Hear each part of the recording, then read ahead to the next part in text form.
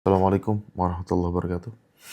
Apa kabar teman-teman? Mudah-mudahan sehat selalu dalam lindungan Allah Subhanahu wa taala.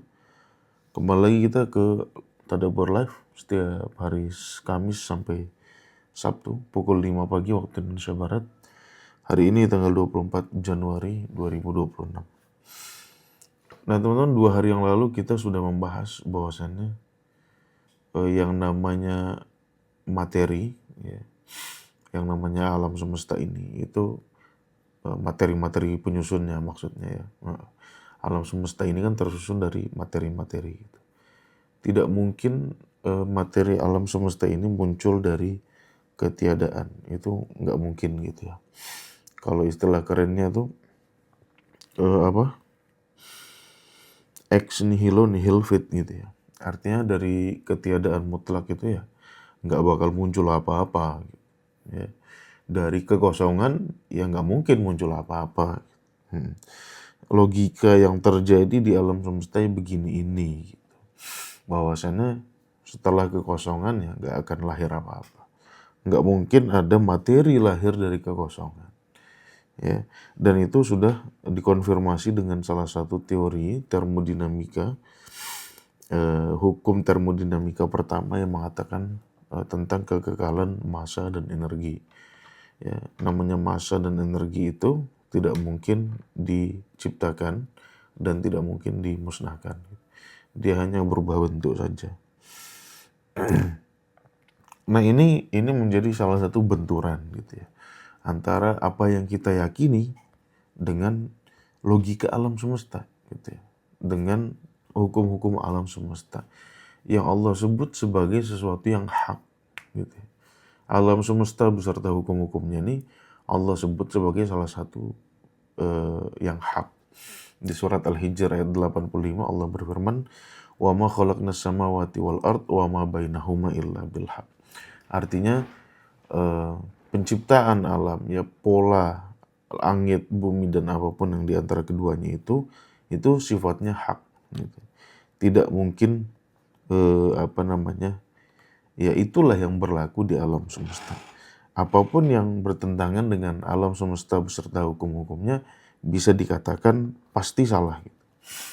Nah, tetapi sayangnya umat Islam sampai hari ini masih percaya bahwasannya alam semesta ini lahir dari ketiadaan mutlak atau kondisi yang kita sebut dengan nihil gitu. Nah, kondisi yang nihil ini kemarin-kemarin kita sudah jabarkan ya. Apakah Al-Quran mengatakan demikian? Ya kan? Apakah Al-Quran mengatakan bahwasannya alam semesta ini muncul dari ketiadaan mutlak, dari kenihilan? Dan ternyata tidak.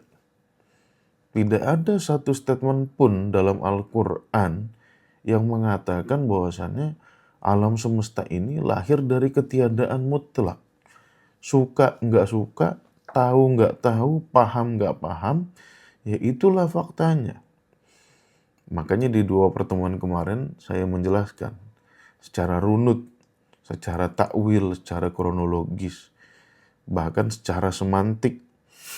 Ya, mungkin teman-teman di sini jarang sekali mendapatkan kajian-kajian semantik. Tetapi saya menjelaskan secara temantik. Ya kan, bahwasannya istilah-istilah yang kita artikan sebagai menciptakan dan kita pahami penciptaan itu dari ketiadaan mutlak, ternyata kita yang salah. Kita salah memahaminya. Ya, kata-kata kholako, ya, kata-kata fatoro, bada'a, ja'ala, ya. Istilah-istilah ini dimaknai sebagai menciptakan. Ya, tetapi persepsi yang terbangun di kalangan umat Islam bahwasanya Allah ini mengadakan alam semesta yang tadinya nihil. Dan setelah kita kaji secara semantik, oh ternyata bukan. Bukan itu maknanya. Ya, kholaku itu artinya mempola.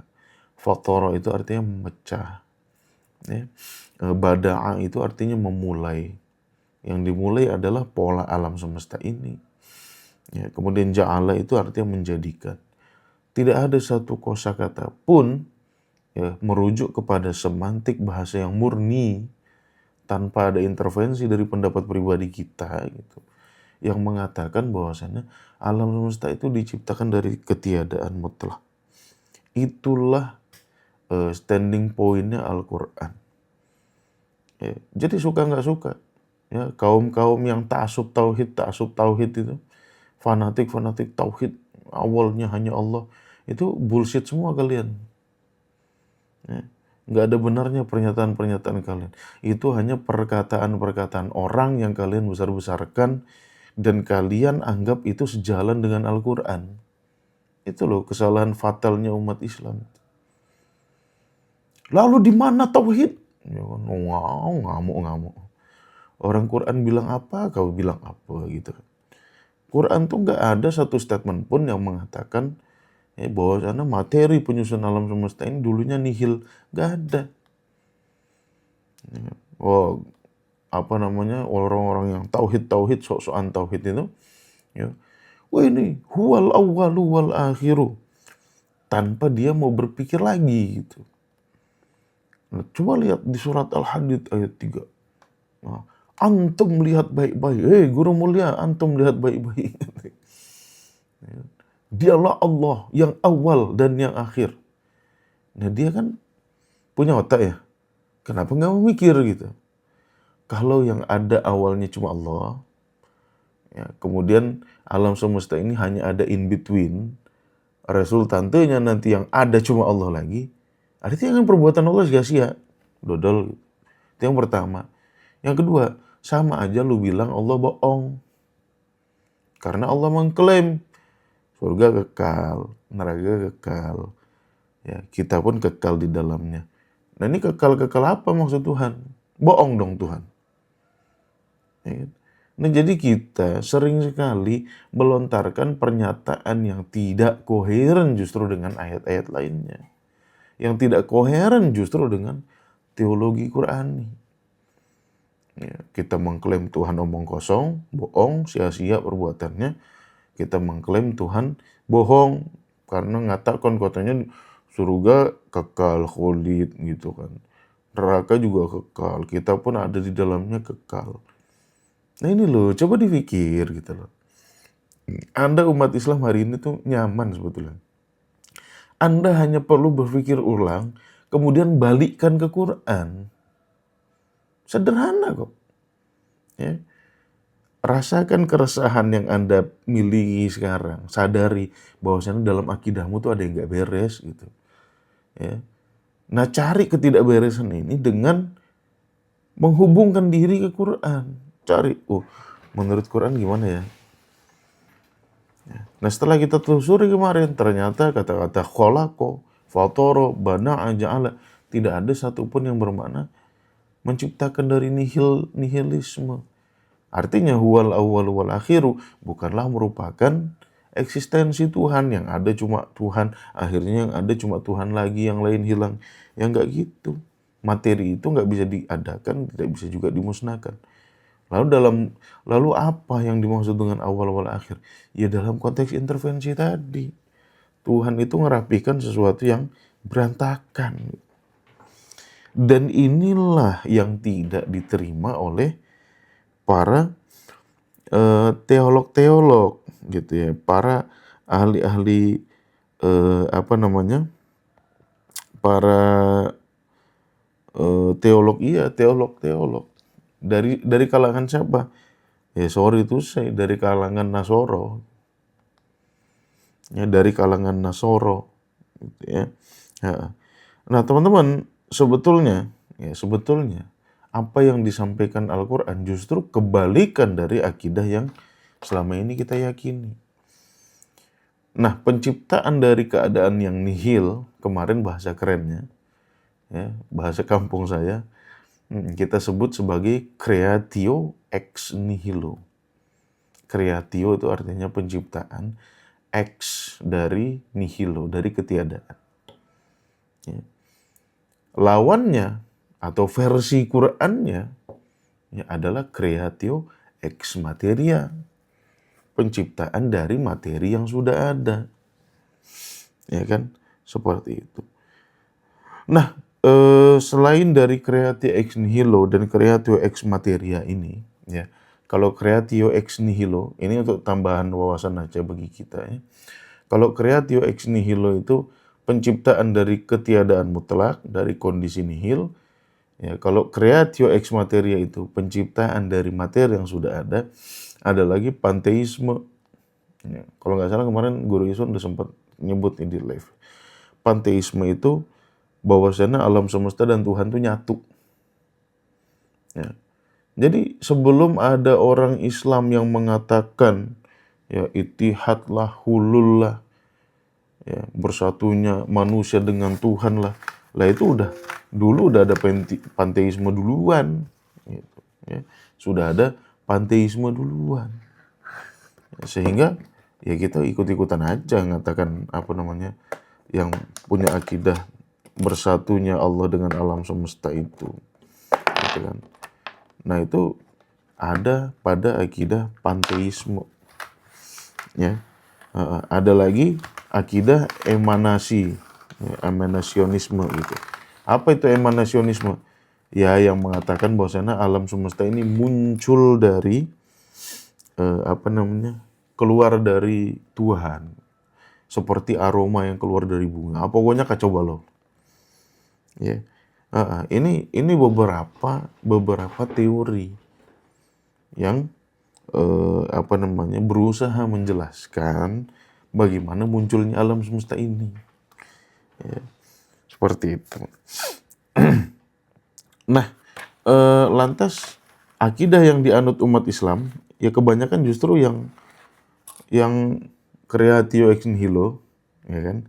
Kalau enggak panteisme, kalau enggak teori emanasi gitu. Ya, ini jadi yang dipilih umat Islam, ya, opsi-opsi yang dipilih umat Islam seperti akidah ittihad, ya. Ittihad itu karangan siapa tuh? Al-Junaid gitu ya. Dengan hulul itu karangannya Abu Mansur Al-Halaj, ya. Semua sesat, biar teman-teman jelas saja nih. Saya katakan semuanya sesat gitu ya. Karena tidak sesuai dengan Al-Qur'an gitu.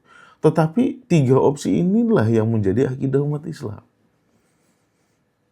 Ya kan? Yang satu nggak masuk akal, creatio ex nihilo, diciptakan dari ketiadaan. Yang kedua panteisme, Tuhan dan alam semesta nyatu. Ya. Makanya ada istilah-istilah Allah berada dalam jubahku. Ya kan?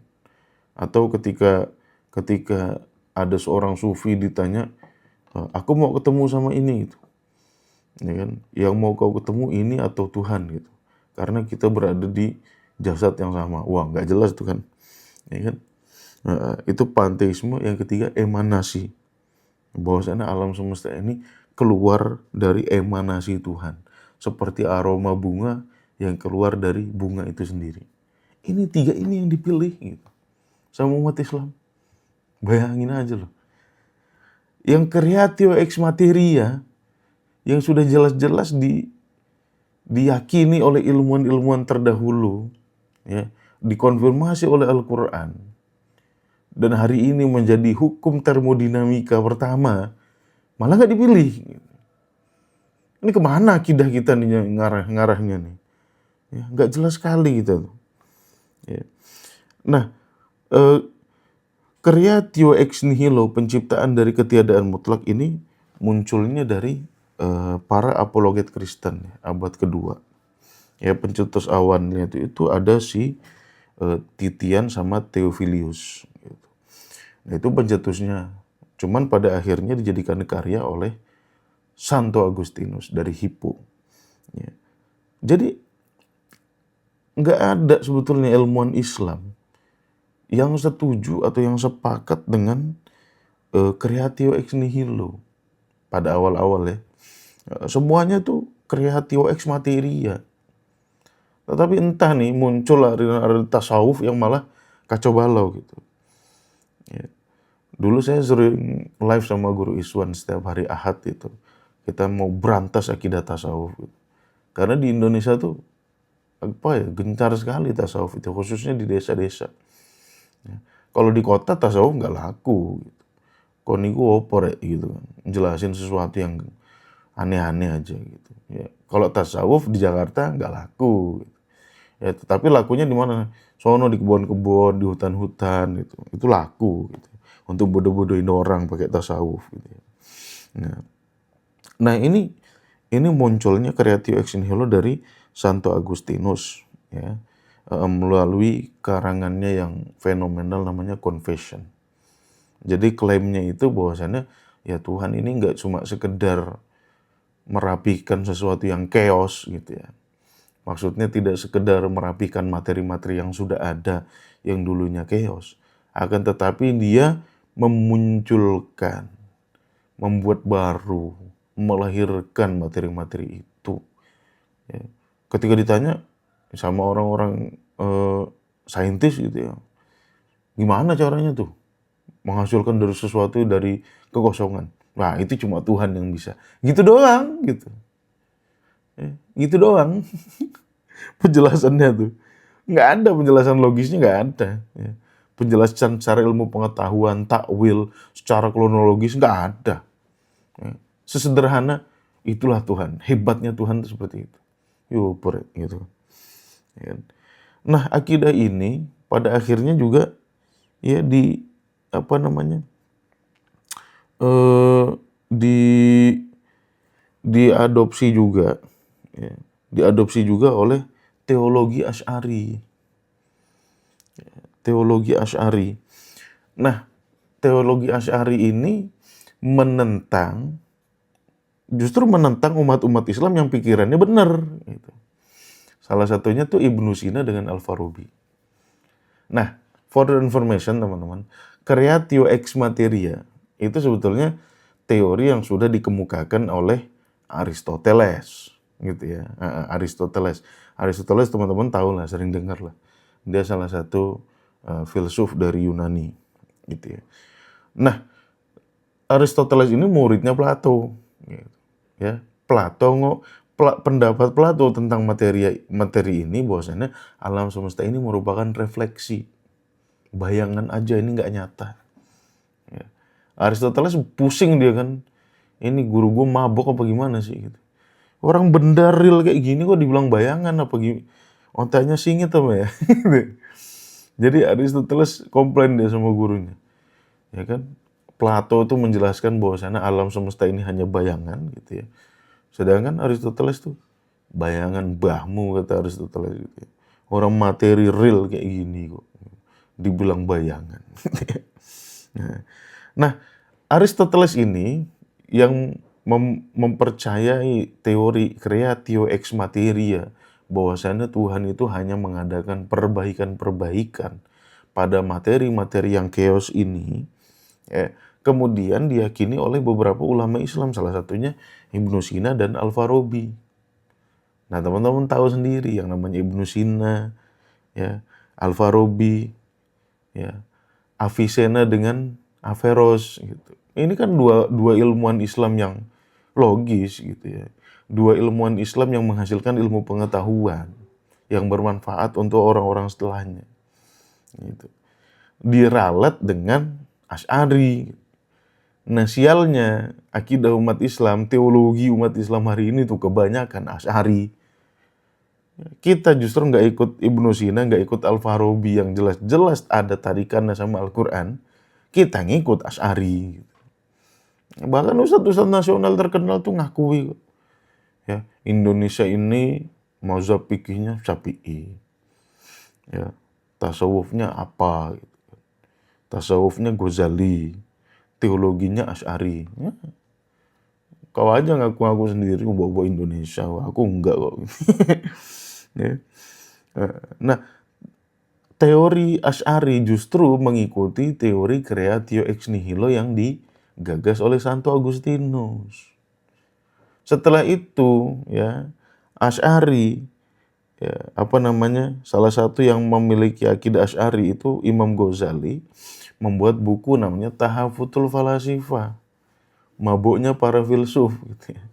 Kesesatan para filsuf yang mengatakan creatio ex materia. Gitu. Ya, salah satu yang dikritik adalah Ibnu Sina dan Al-Farabi. Ya kan? Nah, ini dua orang ini dikritik melalui bukunya tadi itu Imam Ghazali itu Tahafutul Falasifa. Ya kan? Nah, Imam Ghazali kan kita tahu bahwasannya pada akhirnya dia menjadi sufi. Nah, jadi inilah yang pada akhirnya kita yakini sebagai akidah Islam. Yang sebetulnya nggak ada tarikannya ke Al-Quran.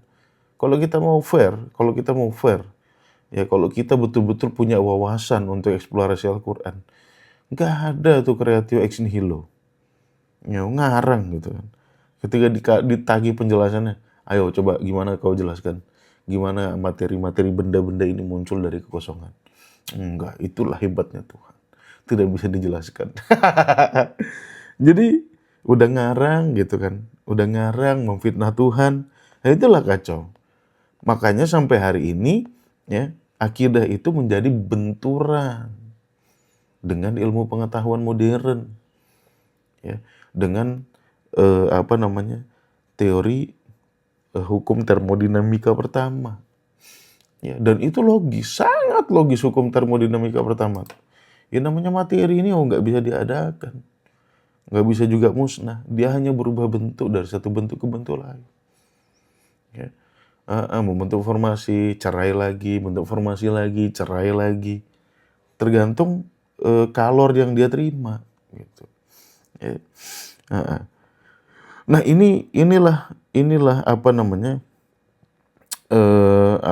yang menjadi akidah umat Islam hari ini, yang mengatakan bahwasannya jadi kita tuh akidah kita tuh itu nggak punya tarikannya sama sekali kepada Al-Quran. Akidah kita selama ini kita mengatakan bahwasannya alam semesta muncul dari ketiadaan, justru tarikannya dari Oten gitu ya. Pak Santo Agustinus dengan Theophilus yang mengatakan bahwasannya alam semesta ini creatio ex nihilo, bukan creatio ex materia, seperti itu. Ya. Nah, dengan demikian, ketika kita memahami penyebab awal, kita mempunyai persepsi yang beda-beda, ya kan? Kita mempunyai persepsi yang berbeda-beda. Ada yang mengatakan penyebab awal ini biasanya kita sebut dengan causa prima. Gitu. Causa prima. Nah, ada yang mengatakan bahwasannya alam semesta kan dulunya nggak ada. Pasti ada yang mengadakan. Gitu. Nah, yang mengadakan itu adalah causa prima, adalah Tuhan. Dialah yang memunculkan dari ketiadaan. Ya. Nah, kalau kayak gini terbentur lagi. Masalah logika kebentur lagi, masalah teologis kebentur lagi. Apa masalah logikanya? Ya logikanya nggak mungkin. Apa masalah teologisnya? Tuhan zolim. Buat apa dia ngadakan sesuatu yang dia nggak butuh? Ya. Tuhan butuh alam semesta nggak? Enggak. Tuhan butuh langit nggak? Enggak. Tuhan butuh bumi nggak? Enggak. Tuhan butuh matahari nggak? Enggak. Ya kan? Tuhan butuh manusia nggak? Enggak. Ya. Manusia sholat nggak sholat mengancam Tuhan nggak? Enggak. Enggak semua jawabannya gitu.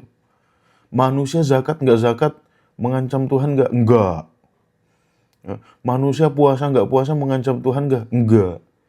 Manusia merusak di bumi dengan manusia mengadakan perbaikan di bumi mengancam Tuhan nggak? Enggak. Jadi pertanyaan ini selalu dijawab enggak. Ya. Tetapi kita nggak mau mengklaim Tuhan itu zolim. Harusnya kalau pertanyaan ini semuanya dijawab enggak, ya mau nggak mau Tuhan iseng ngadakan. Karena klaim kita mengadakan dari ketiadaan. Ya. Udah nggak ada argumen lain gitu. Itu pasti Tuhan zolim. Ya. Kalau kita mengatakan Tuhan zolim, bentrok lagi sama Al-Quran. Jadi kacau nih, kalut, nggak jelas, benang kusut. Mau nggak mau ya kita harus kembali lagi pada Al-Quran. Gitu. Di mana sih Al-Quran mengatakan alam semesta dulunya nggak ada, materi dulunya nggak ada, energi dulunya nggak ada, nggak ada. Al-Quran tuh nggak pernah mengatakan seperti itu.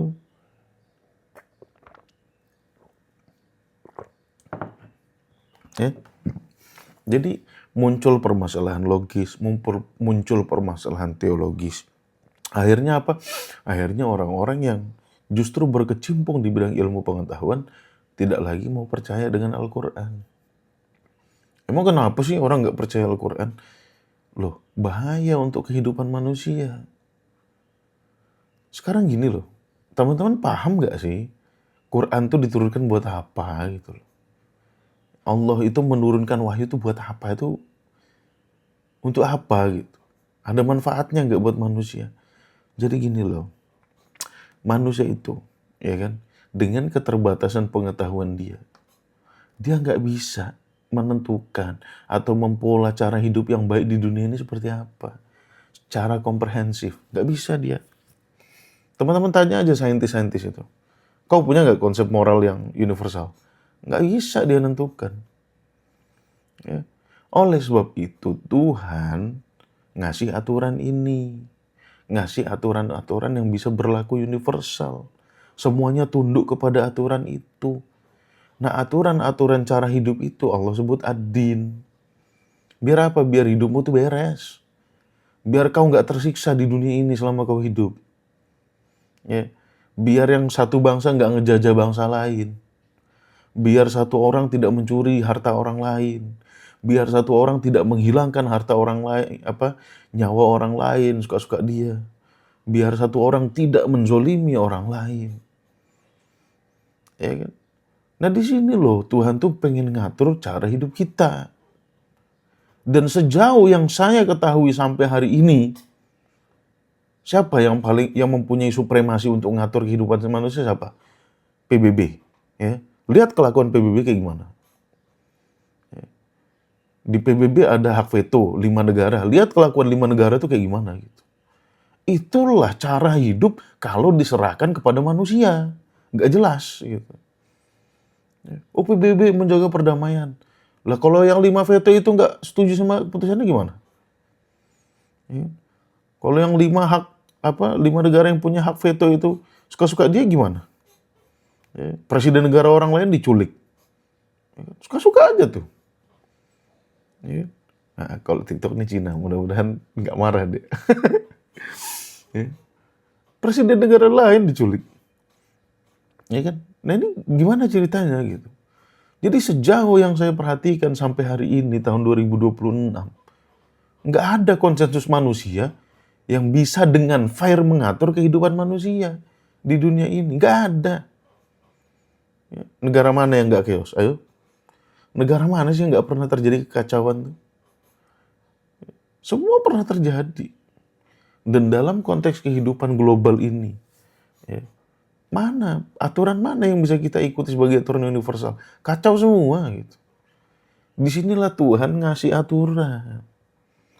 Tetapi Tuhan kalau mau ngasih aturan, ya, tentunya manusia tuh pengen tahu. Emang siapa sih Tuhan pengen ngatur-ngatur kita? Disitulah Allah menjelaskan ya pengetahuannya. Dia wahyukan pengetahuan-pengetahuannya tentang masa lalu, masa kini, masa depan. Diwahyukan kepada kita. Ibarat kata, lu mau ngatur-ngatur kita tuh emang lu paling tahu gitu. Bahasa sederhananya tuh kayak gitu. Tuhan, emang lu mau ngatur-ngatur kita tuh, lu emang tahu semuanya. Nah disitulah Tuhan membuktikan, Tuhan tahu semua. Oleh sebab itu nih, aku pola satu cara hidup untuk kalian. Allah sebutnya ad-din. Kalian berislamlah dengan ad-din itu, berserah dirilah dengan ad-din itu. Cara hidup ini kau laksanakan. Nah, itu tujuan Tuhan.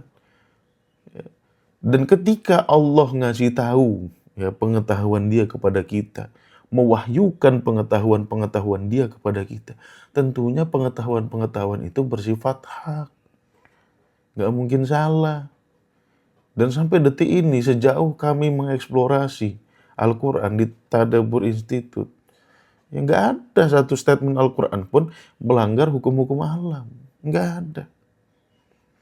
Ya. Kalau interpretasi umat Islam banyak sekali. Ya. Kenapa? Karena kita interpretasi nggak mikir, banyak melakukan tafsir bebas. Ya. Termasuk ya para mufasir.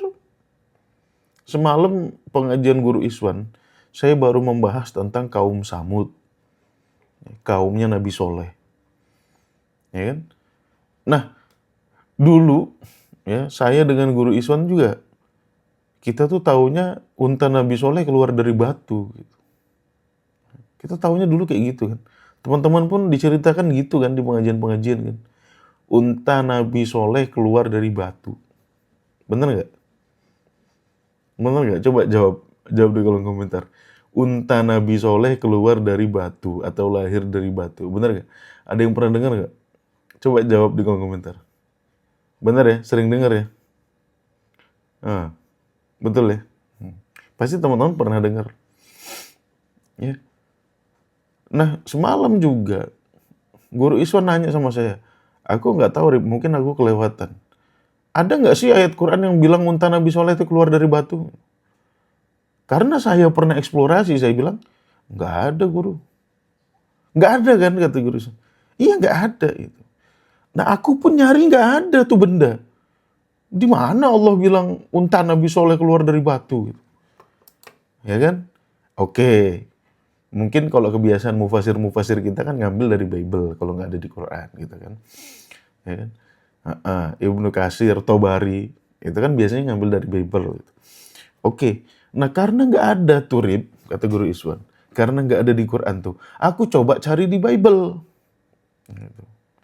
Siapa tahu di Bible ada cerita Nabi Soleh, untanya keluar dari batu. Ternyata di Bible, jangankan unta Nabi Soleh, Nabi Solehnya pun nggak pernah disebut. Gitu. Nggak ada tuh cerita unta Nabi Soleh keluar dari batu gitu, di Bible. Ya kan? Terus saya bilang, kali di hadis guru. Ya kan? Biasanya kan kalau tafsir tuh, kalau nggak ngambil dari Bible, dari hadis. Hadis pun nggak ada yang bilang unta Nabi Soleh keluar dari batu. Lah jadi betapa ngarangnya Pak Ibnu Katsir sama Pak Tobari itu, dengan segala hormat ya. Bayangin, kalau Pak Ibnu Katsir bilang Adam dari surga, tidur di surga, lagi tidur diambil tulang rusuk sebelah kiri, habis itu tulang rusuknya dilempar jadi Hawa, itu masih ada di Bible gitu. Tapi cerita unta Nabi Soleh keluar dari batu tuh, di Quran nggak ada, di Bible nggak ada, di hadis nggak ada. Nyomot dari mana sih? Dengan segala hormat loh kepada Pak Ibnu Katsir, Pak Tobari. Tetapi yang gitu-gitu tuh ada di tafsir gitu. Ya kan? Jadi kau ini ngambil rujukan dari mana sebetulnya? Ya, dengan segala hormat loh ya. Nah disinilah umat Islam tuh perlu mikir lagi terhadap penafsiran-penafsiran yang selama ini kita anggap agung, hebat, nggak mungkin salah gitu. Sekedar mereka mengadakan interpretasi unta Nabi Soleh keluar dari batu itu dari mana juntrungannya gitu. Ya. Ini nih kita umat Islam hari ini tuh ya kadang-kadang terjebak pada hal-hal kayak gini.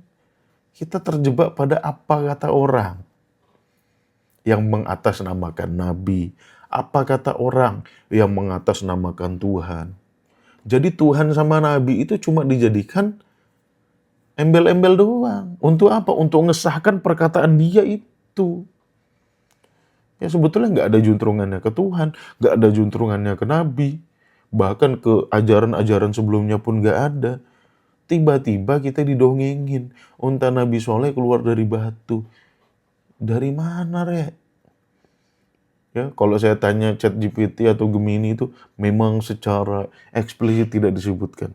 Lalu terus kalau secara eksplisit nggak disebutkan, lu tahu dari mana sih? Gitu. Nabi Soleh itu jauh sekali loh jaraknya. Nabi Soleh itu kan termasuk nabi-nabi awal. Nuh, Hud, Soleh, ini urutan ketiga. Ya kan? Setelah kaum Ad, kaum Nabi Nuh nggak disebutkan namanya siapa gitu ya. Kemudian kaum Hud, ya, kaum Nabi Hud itu kaum Ad. Nah pasca itu ya kaum Samud, kaum Nabi Soleh. Ya kan? Nah ini bikin kita tuh ya elah gitu. Kok banyak banget mitos dalam akidah kita. Ya. Dulu itu saya juga sempat menerima pertanyaan. Coba jelaskan gimana unta Nabi Soleh keluar dari batu. Nah, saya ingat keywordnya itu naqatullah, naqatallah, nakoh, unta betina. Ya, karena saya tuh bergaul dengan orang-orang yang baca Odoj, One Day One Juice. Jadi kata-kata hadhihi naqatullah itu sering saya dengar. Jadi ada manfaatnya juga Odoj itu, tapi jangan berhenti di Odoj gitu. Ya, jadi orang gila gitu, maratonnya dari Al-Baqarah An-Nas, Al-Baqarah An-Nas. Ya, saya searching kan naqatullah gitu. Pakai aplikasi Al-Quran, naqatullah. Kok nggak ada cerita-cerita unta Nabi Soleh keluar dari batu. Ini juntrungannya kemana? Nah ini teman-teman. Ini permasalahan kita sebagai umat Islam. Banyak sekali akidah-akidah kita yang berbenturan dengan sains karena kita mengambil juntrungan selain daripada Al-Quran. Bahkan yang bertentangan dengan Al-Quran. Ya salah satunya Creatio ex nihilo yang justru digagas oleh Otten, namanya Bapak Santo Agustinus dari Hippo, melalui karangannya Confession. Ya. Justru kita nggak ngikuti ulama-ulama Islam yang berpikiran benar. Ya, seperti Ibnu Sina, Al-Farabi. Ya, mereka juntrungannya kepada Al-Quran. Creatio ex materia. Secara semantik sudah kita jelaskan. Ya, secara logis sudah kita jelaskan. Ya. Nah sekarang terserah umat Islam mau percaya yang mana. Udah capek kita ngomong. Ya. Saya ngomong-ngomong kayak gini, ngajarin kayak gini nih. Sampai dibilang kafir lah, murtad lah. Saya kemarin kan baru bikin video, sholat 50 waktu itu, tidak berasal dari Tuhan. Itu orang ngarang atas nama Tuhan. Gitu. Terus ada yang bikin video. Itu hadis soheh. Kalau kamu membatalkan hadis soheh, kamu kafir murtad gitu. Itu kata lo. Nah ini kalau kita nggak bisa membedakan apa kata Tuhan sama apa kata orang, kita akan terbawa sama kebodohan-kebodohan umat yang kayak gini nih. Kalau membatalkan hadis sahih itu kafir. Loh hadis cerita orang dibatalkan kok kafir itu gimana? Yang kafir itu yang membatalkan Quran gitu ya. Itu artinya kamu sudah mendiskriminasikan Al-Quran, mendiskreditkan Al-Quran. Ya kan? Padahal dalam video itu saya menjelaskan argumen Qur'aninya seperti ini. Bahkan di live minggu lalu kita sudah jelaskan juga. Seperti itu. Enggak mungkin. La yukallifullahu nafsan illa wus'aha. Yuridullahu bikumul yusra wa la yuridu bikumul usra. Nah sekarang lu bayangin aja suruh sholat 50 kali dalam sehari. Ya. Jadi kita kalau nggak bedain apa kata orang, apa kata Tuhan, udahlah. Kalian akan menjadi umat yang lihat aja nasib kalian nggak punya nilai bergening, nggak punya inovasi, orangnya blow on. Ada yang ngaku Imam Mahdi percaya, ada yang ngaku titisan Jibril percaya, ada yang ngaku titisan Dewi Kuan Im percaya, ada yang ngaku titisan Adam percaya, ada yang ngaku keturunan Nabi Muhammad jadi panitia kiamat percaya. Itulah nasib kalian. Gitu. Kalau kalian nggak mau mikir, dikasih air berkas diludahin kiai kalian percaya. Ya, itulah nasib kalian sebagai umat. Gitu ya. Kapan mau sadar? Terserah kalian. Ya, anak cucu kita sih pasti udah nggak terima kayak gitu-gituan. Ya, dibohongin orang percaya, penggandaan duit percaya. Ya, mohon maaf dicabulin sama gus-gus, dibilang untuk kesembuhan percaya gitu. Oh ini kan Gus hebat. Ya kan? Oh, keturunan kiai hebat. Kalau kita di treatment sama dia pasti kita sembuh. Ya. Tiap hari dia bilang fas'alu ahla zikri. Loh kok lu sakit nggak tanya dokter, malah tanya gus-gusan itu? Ya nggak semua gitu ya. Karena ada beberapa kasus gus-gus itu yang mesum. Ya, seperti. Nah itu sampai kapan kita mau kayak gini nasibnya? Sampai kapan?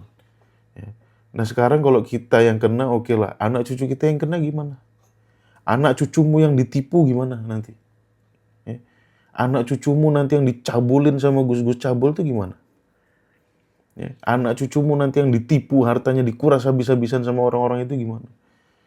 Ya. Itu kamu pikirkan. Dan itu amanah Quran agar kita tidak meninggalkan generasi yang lemah setelah kita. Itu amanah Quran. Jangan sampai kita meninggalkan generasi lemah.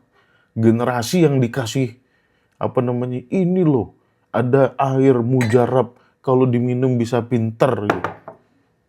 Generasi yang dikibulin dengan penggandaan uang, generasi yang dikibulin dengan macam-macam ritual. Sampai kapan kita mau kayak gini? Kalau kita nggak berubah, kalau kita nggak ngajak anak istri kita berubah, kalau kita nggak ngajak keluarga-keluarga kita berubah. Ya. Makanya mudah-mudahan dengan komunitas belajar Tadabbur Institute ini, ya kita bisa ngubah pelan-pelan, evolutif, pelan-pelan aja. Ya kita ngajak umat Islam untuk berpikir lagi. Kita kasih landasan filosofis kebenarannya kayak gini. Kita bikin buku, kita bikin kajian, kita bikin kelas bahasa Arab. Ada yang nuduh-nuduh saya, lu tuh cuma tahu dari terjemahan-terjemahan doang. Saya bikin kelas bahasa Arab, saya sendiri yang ngajar. Ya kan? Nahwu sorof saya yang ngajar, semantik saya yang ngajar. Ya. Nah, nggak cuma ngomong. Gitu. Saya yang nulis Arab, saya yang jelasin kata-kata, saya yang cari akar katanya. Gitu. Biar apa?